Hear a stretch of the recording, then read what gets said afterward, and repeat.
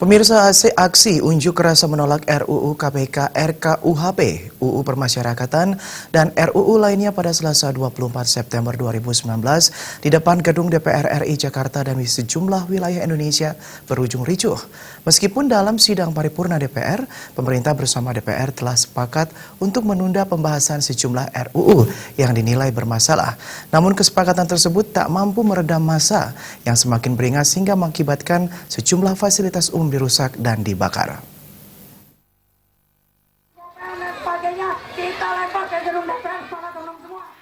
Gelombang aksi penolakan sejumlah rancangan undang-undang kontroversi oleh mahasiswa di berbagai wilayah di Indonesia terus berlangsung sejak beberapa hari belakangan ini.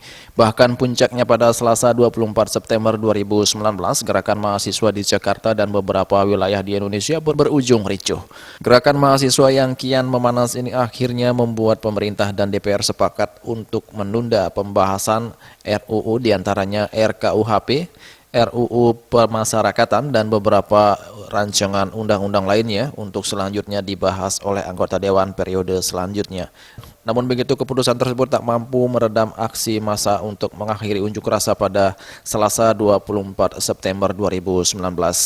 Bahkan menjelang sore hingga malam hari, aksi massa semakin tak terkendali yang akhirnya memicu kericuhan bahkan hingga terjadi perusakan dan pembakaran sejumlah fasilitas umum.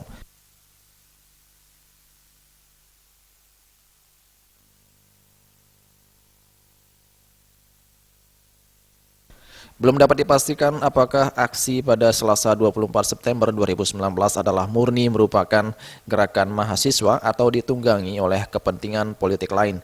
Namun begitu, dampak dari unjuk rasa tersebut tentunya menyisakan sejumlah kerusakan beberapa fasilitas umum dan juga beberapa kendaraan yang hangus terbakar. Sementara itu, pasca demo tolak RKUHP dan RUU KPK serta beberapa rancangan undang-undang lainnya pada Selasa 24 September kemarin, suasana di depan gedung DPR Senayan Jakarta sudah mulai kondusif, lalu lintas juga sudah mulai normal. Belum diketahui apakah akan ada aksi lanjutan dari demo kemarin, namun sejumlah aparat kepolisian masih terlihat berjaga-jaga di gedung DPR RI. Dari Jakarta, tim liputan melaporkan.